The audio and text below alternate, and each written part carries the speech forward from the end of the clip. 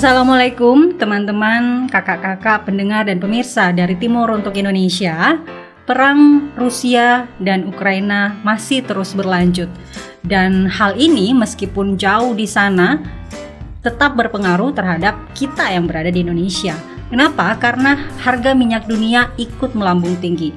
Dan otomatis itu membuat harga bahan bakar minyak di dalam negeri yang dijual oleh PT Pertamina juga mengalami kenaikan. Tidak hanya bahan bakar minyak tetapi juga LPG. Kita akan tanya langsung ke pihak Pertamina.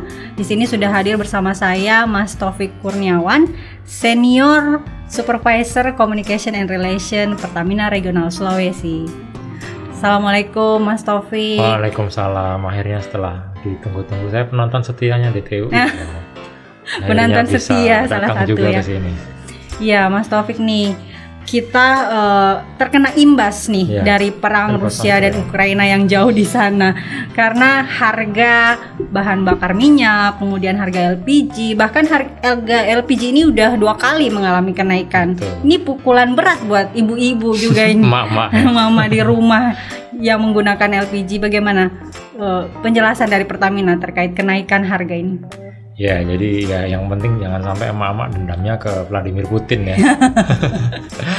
Jadi kalau ya kita coba tarik sedikit ya terkait beberapa fakta-fakta yang dimiliki oleh Rusia yang kaitannya nanti akan nyambung ke bahan bakar kemudian gas. Yang pertama bahwa Rusia ini itu pemasok energi terbesar kelima di dunia.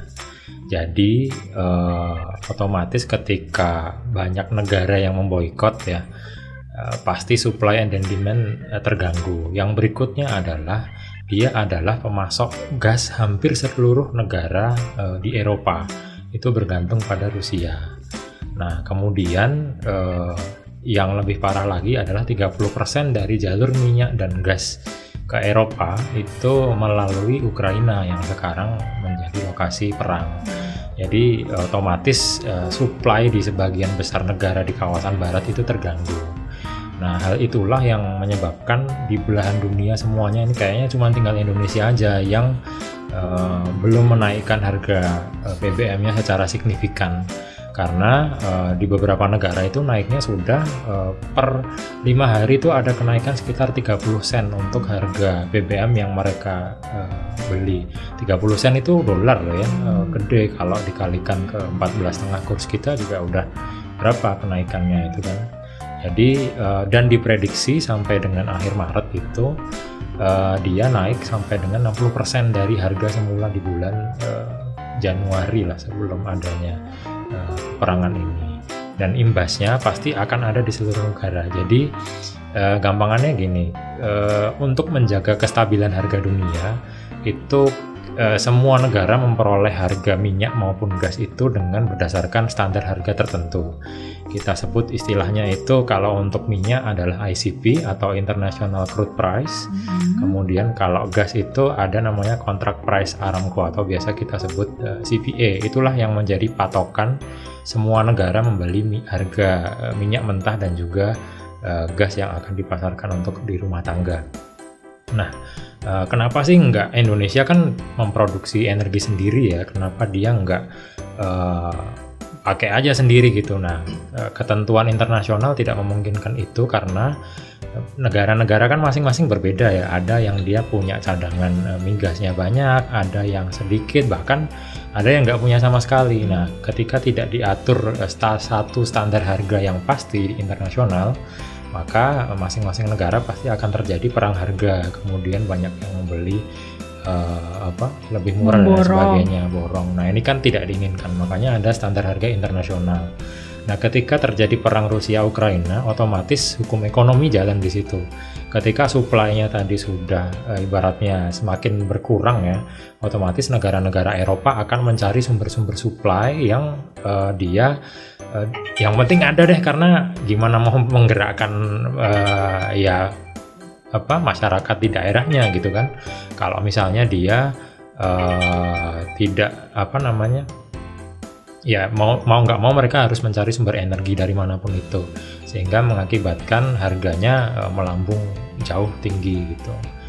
lagi selama masih terjadi perang Rusia Ukraina, gampangannya seperti itu. Nah, gimana dengan Indonesia? Ya otomatis meliriknya ke Pertamina dong ya, sebagai BUMN, apalagi hampir menguasai mayoritas untuk pendistribusian BBM di Indonesia. Distributor minyak lainnya ya yang asing-asing itu di Jawa, Sumatera sudah jauh lebih dulu menaikkan ketika awal Februari, ketika Putin baru ngode nih, ibaratnya dia baru ngedip aja sudah dinaikkan. Udah pada naik. Tapi ya namanya Pertamina ya masih memperhatikan keterjangkauan daya beli masyarakat, apalagi kita sekarang baru fase-fase keluar dari pandemi. Sebetulnya ekonomi sudah tumbuh signifikan. Kemarin saya juga baca ada sekitar 3% untuk ukuran Indonesia, apalagi pandemi itu kan juga sudah lumayan ya. Tapi kita tetap menjaga keterjangkauan masyarakat dengan pelan-pelan kita naikkan untuk yang high tier dulu lah. High tier itu produk yang untuk kelas atas, misalnya Pertamax Turbo, Pertamina Dex, dan kemudian Dexlite, serta Bright Gas yang non subsidi nih, yang pink, sehingga bisa terjadi balance lah ibaratnya untuk keuangan perusahaan. Nggak mungkin kita juga secara perusahaan itu dituntut untuk untung, kemudian dituntut untuk menyetor sebagian dari dividen kita ke negara kan, tapi kita menjalankan bisnis yang sudah tahu ini ibaratnya bonyok terus kok, terus diterusin gitu. Nggak mungkin juga seperti itu. Tapi hal ini kami ingin menyampaikan bahwa masyarakat seharusnya bisa memahami bahwa ketika jenis BBM maupun gas itu non subsidi, maka perlu ditanamkan mindset bahwa harga itu pasti akan fluktuatif nih. Artinya bisa naik tergantung dengan kondisi dunia, bisa juga turun. Apakah suatu saat ketika, biasanya kan kalau harga barang udah naik nggak mungkin turun ya. Nah sekarang pertanyaannya, apakah suatu saat bisa turun? Sangat mungkin ketika supply-nya berlebih, kemudian demand-nya kurang di dunia, sehingga kita juga bisa menyesuaikan harga tersebut. Nah ini pernah terjadi di tahun 2000-an, kemudian tahun 90 pada saat itu, di mana harga minyak dunia turun drastis. Kemudian Pertamina juga menyesuaikan harga untuk yang non subsidi, karena itu memang telah diatur dalam Perpres 191 tahun 2014 seperti itu. Ini kan untuk menyelamatkan APBN, Pertamina harus melakukan penyesuaian harga. Betul. Atau dengan kata lain menaikkan harga yang non subsidi. Sementara yang subsidi masih dipertahankan, karena kan kalau premium yang subsidi itu kan sudah nyaris tidak ada ya di Sulawesi Selatan, Mas. Sudah tidak ada se-Indonesia. Sudah tidak ada se-Indonesia. Nah, sekarang yang ada yang dikonsumsi masyarakat umum itu Pertalite. Betul. Nah, Pertalite ini memang non subsidi tetapi dia harga penugasan gitu ya, Mas? Ya, istilahnya. Jadi disebutnya adalah jenis BBM khusus penugasan. Jenis BBM khusus penugasan adalah yang non subsidi, tidak disubsidi pemerintah. Selisih harga distribusinya Pertamina semua yang nanggung, tetapi untuk harganya ditetapkan oleh pemerintah. Nah, sedangkan yang berpeluang untuk naik itu adalah Pertaseries seperti Pertamax Turbo, dan juga Dex Series, Dexlite, dan Pertamina Dex seperti itu. Nah, bisa di remind lagi tidak, Mas? Sekarang itu kenaikannya berapa sih untuk BBM di Jadi Indonesia? Yang mengalami kenaikan itu hanya Pertamax Turbo, Pertamina Dex, dan juga Dexlite.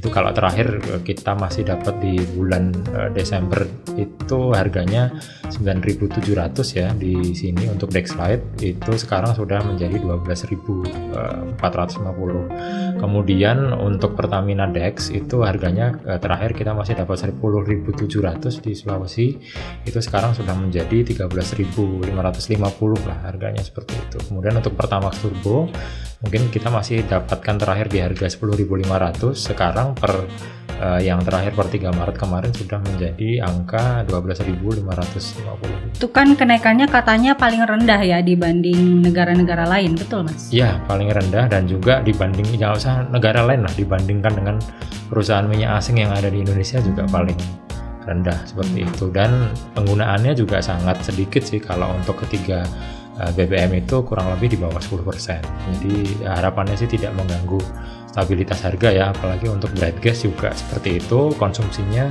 mungkin di Sulawesi kurang dari 10%, jadi harapannya tidak mengganggu stabilitas harga. Dan setelah terjadi kenaikan kemarin 27 Februari juga kami pantau harga-harga di pasar tidak mengalami kenaikan, karena yang 3 kilo tidak ada kenaikan.